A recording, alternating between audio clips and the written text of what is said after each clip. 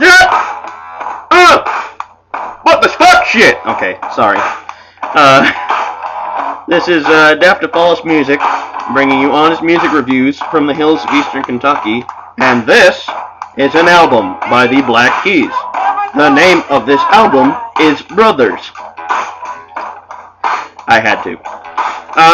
Finishing up the Black Keys discography with 2010's Brothers, the newest release. I think this album only came out a few months ago. I'm not entirely sure. And I've listened to this album twice, 3 times all the way through, something like that. So my opinion of it might not be as strong as other people's opinions. Really good album. Really good album. I like this one.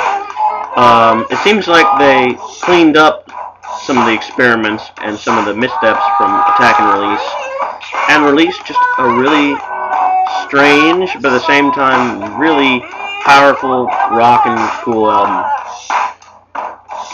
Still though, my vote for best Black Keys album, Rubber Factory. But anyway, that's a whole nother story, and I don't want to really go into a flame war. So, sorry about that. So let me start with this album. Lots of very interesting ideas on this record. Lots of them. For starters, the Black Keys recorded this album in Muscle Shoals Studios, and a few other studios as well. The single to this album, Tighten Up, I believe it's called, Tighten Up, was the last song they produced with Danger Mouse.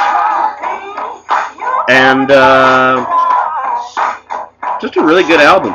That's just really all I can say. But I'll go into detail. A lot of strange ideas that this time actually work. There's backing soulful vocals. There's kind of cool Wurlitzers. There's a lot of bass on this record, which is strange for a Black Keys album. But they started doing that, I think, on Attack and Release or Magic Potion. But there was bass on the first album. A few songs on Big Come Up had bass. I believe Busted had bass. So yeah, it's a very bottom-heavy album, which I really dig. That's one of my biggest complaints, I think, with Attack and Release, and especially Magic Potion. It needed just a thumping bass player, and they remedied that. A lot of cool things on this album. For starters, some of these songs that they play live, they've added 2 more members on a few. I believe Tighten Up when they play it live, has a bassist and a keyboardist playing with them, which is, now we're getting into, a full band sound. And of course, they've been experimenting with having a fuller sound on Attack and Release. There was a lot more bass, there's some keyboards going on, there's otherworldly backing vocals, there was flutes, and this one is not as crazy. This one's a little more straightforward. In all honesty, there are some songs on here that sound like leftovers from Dan's solo album. This song especially sounds like he rewrote Heartbroken in Disrepair. But on a whole, it's just a much more tight and polished album than Attack and Release. I do have a few problems with this album, though. For starters, it's very long for a Black Keys album. This is about an hour long, and there are some songs on here that I felt could have been left off. Some songs just don't do it for me. The middle half especially. The Only One, 10 Cent Pistol, and The Go-Getter, and a few other ones. I can't remember the names. I think I'm Not the One and Unknown Brother. These are all songs that they're good, but I really don't think they should have belonged on this album. The first half of this album is so strong. Like the first 1, 2, 3, 4, 5, 6, 7, 8 songs are really good. And then it kind of deteriorates in the second half. Although there still are some great songs on here on the second half. Sinister Kid, I really love that song. It's just got this cool, funky beat and great backing vocals and just an overall tight song. And the cover of this on this album, they always do a cover, or at least they have, and I think they kind of left it off the last 2 albums. They did a cover of Never Gonna Give You Up, and I know what you're thinking, it's not Rick Astley.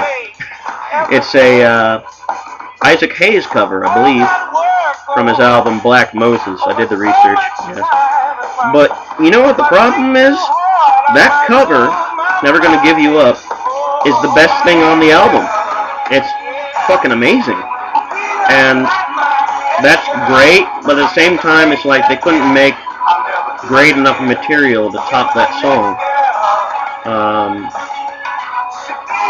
But overall, really cool album. Lots of, and the drum work on this album is improved a hell of a lot more than Attack and Release.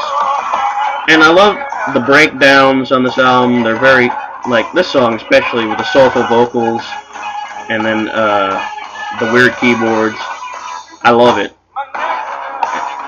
It's got a great use of dynamics on this album. You know, they go into like these soft parts where everything's kind of spooky and sneaky, and Dan may croon a little bit, and then they come back at you with this powerful groove. I love it. And the Black Keys now, yeah, the hill country is gone, but I think you're just going to have to accept that. In its place, though, it's a very groove-orientated, funky blues band with some hip-hop elements. So, yeah, it's a very weird sound that they got, but I think it's way more original than they were when they started. They have this kind of loose blues and funk feel. At the same time, they can do anything now. This song, for Christ's sakes, has whistling. Probably the catchiest song of their career. Anyway, I'm getting distracted. So yeah, I'm going to wrap this review up and give this album an 8 out of 10. Originality? Oh yeah, this album is very original for for what they're trying to do. It's probably the most original album they've ever made. This is definitely has, at this point, the 6th album, yeah, they're going to have their own sound. They're going to be pretty damn established. There's no weird, awkward transitional phase between old and new like there was on Magic Potion. There's no failed experiments on Attack and Release. It's just a very solid, good rock album. It's no Rubber Factory, because I felt that was like the best thing they've ever made. But it's still pretty good. Flow of this album kind of loses it in the second half, but I think it picks up near the end with Sinister Kid and Never Gonna Give You Up and These Days. These Days is a great closer. And what better way to close this album than that song? So yeah, Death to Paul's Music gives this one an 8 out of 10, and we are done with the Black Keys discography. So now I'm going to get into just random reviews, because I've already done the whole Black Crowes discography, and I've already done the whole Black Keys discography. Now I'll be reviewing bands without the word black in it. Alright. Thank you for watching. Thanks for the feedback. Really appreciate it. Hope to hear from you soon. This is Death to False Music, signing out. Peace.